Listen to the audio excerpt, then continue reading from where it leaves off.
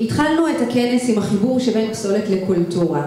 בואו עכשיו נרחיב את הלב עם 6 דקות של קומפוסט שירה עם עדי וולפסון, משורר, פעיל סביבתי ופרופסור להנדסה כימית. בבקשה.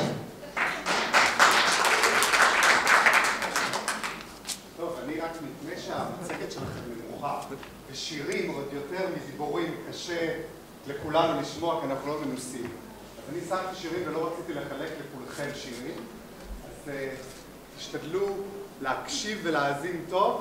אני אקרא את השירים גם. לא כל כך אוהב מיקרופון להשתמש. טוב, אז... תהפוך. לא את הכל. חריף.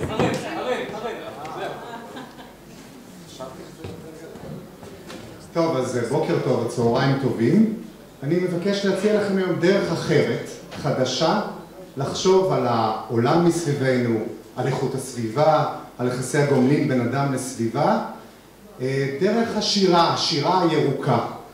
ואתמול התחיל שבוע הספר, אז אין חיבור טוב יותר מזה, ואנחנו ננסה לדבר על השירה שנכתבת על נייר, ונקראת מהנייר, והנייר הזה מתחיל במשאבי טבע, מגיע בסוף אל הפסולת, אל ההשפע וכדומה, אז ניקח גם את הנייר הזה כאיזשהו סמל לחברה הצרכנית שלנו, וננסה לראות איך אפשר בכל זאת להוביל שינוי.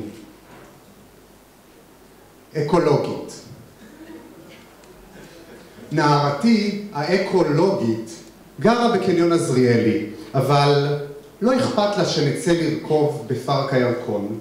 לא אכפת לה להכין לי ארוחה אורגנית, לא אכפת לה שנתקלח בשניים, שנמחזר נשיקות, שנתחמם גוף בגוף.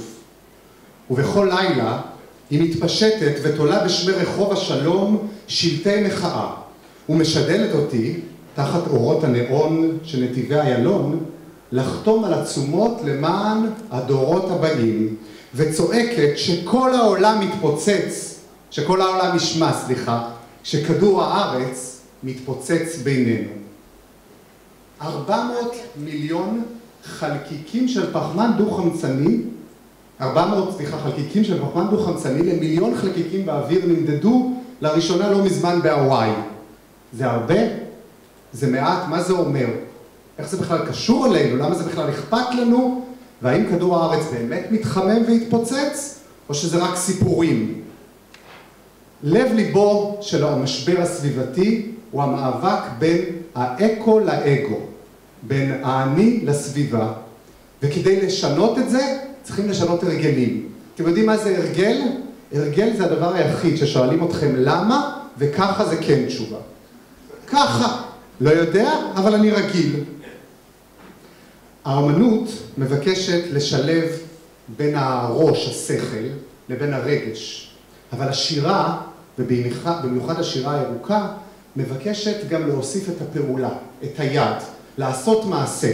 כי שירה ירוקה היא לא רק שירה שמדברת על הטבע, אלא היא שירה שמדברת למען הטבע. וניקח לדוגמה את השיר של המשורר דן פגיס, שיחה, שמסתכל באופן רחב קצת על משאבי הטבע שלה.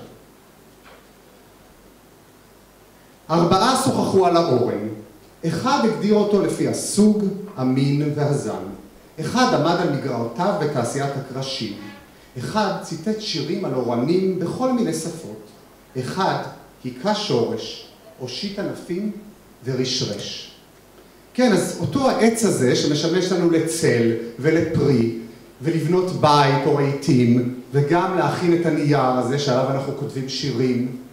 אותו העץ הזה הוא הסמל החיבור שלנו אל האדמה, הוא השורש שלנו. אז הנה, הוא לא רק מוצר, הוא גם סמל. ודן פגיס בא ואומר, איך אנחנו לוקחים את כל הדבר הזה, ואנחנו לא מסתכלים רק על אני, כאן ועכשיו.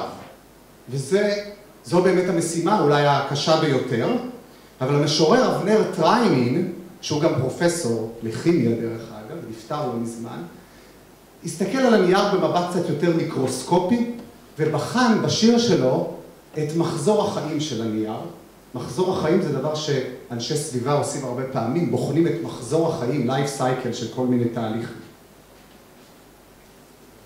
כמה מילים על הנייר, בעצם על העצים ומה שנעשה בם, כלומר על הכריתה, על הגריסה, על העיסה. כמה מילים על התאית, כיצד היא מופרדת, מולבנת, נכבשת, נעשית לנייר. והרי אלו מילים על הנייר, או על היד שכותבת מילים על הנייר, כיצד היא מאפירה, מזקינה, על מה שנעשה בה, בשקט, בהתמדה, על ההתפוררות, ההריסה, הריקבון, ההפיכה לדשן, לעצים, על מה שנעשה בם, כלומר, שוב על הנייר, על היד שכותבת, נייר, יד, כאן, עכשיו, בשעות הצהריים, קצת מעונן, נעים, מתבונן בעצים.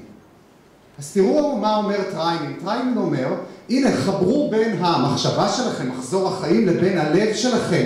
ולא סתם, הוא מקביל לנו את הנייר ליד שלנו, ואת העץ לאדם. וכמו שהם מתקלים ומתפוררים, כך גם אנחנו.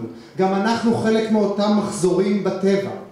אבל המשוררת סבינה מסג לא מסתפקת בראש ובלב, היא קוראת לנו לעשות מעשה, והיא עושה מעשה כזה בשיר שלה שנקרא נייר בשימוש משני. נייר בשימוש משני. רק על נייר, משומש, ממושש, מושלך לפח, מוצל מהשפתות, אני מסוגלת לכתוב חופשי בלי לנצור את עטי.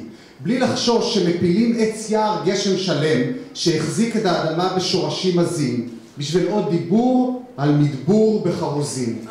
אז הנה הנייר הזה הופך לעץ ביער גשם ולמדבור ומשפיע על כולנו, חוזר לאותה כדור הארץ שמתפוצץ, וסבינה מסגה אומרת, יש לי פתרון, תכתבו על נייר משומש, תפחיתו במקור, כי הפחתה במקור היא הפתרון הזול, הפשוט והידידותי ביותר לסביבה. וכדי לסיים, נסתכל על השיר של המשורר חזי לסקלי, שמנסה לדבר קצת על החברה הצרכנית שלנו, נלך מן הנייר קצת רחב יותר, ומנסה שוב לחבר את כל הדברים. השיר נקרא אם תרצו. אם תרצו ספגטי בולונז, תקבלו את כל הספגטי בולונז שבעולם. אם תרצו את כל הספגטי בולונז שבעולם, תקבלו בקושי מעטפה ריקה עם פתק. משלוח הבולונז עבד בדרך, ממרסיי לחיפה. אולי טבע בים, אולי נחטף בידי אוזבקי משולחי רסן, אולי התפוצץ בטעות. אם תרצו אהבה, תקבלו בקושי מעטפה ריקה, בלי כתובת, בלי כלום. אחרי הבכי והשינה, תבינו שאפשר להשתמש במעטפה ריקה, לשים בה משהו, אולי שבר זכוכית, אולי טבעת שהתעקמה, אולי קבוצת שיער, משהו. אם תבקשו מעטפה ריקה, תקבלו אהבה, את כל האהבה שבעולם. ומה שמציע לנו חזי לסקלי, זה שנבקש מעט ונקבל הרבה. שנחבר בין ראש ללב, ליד, ואז אולי, אם תרצו, אין זו אגדה. תודה.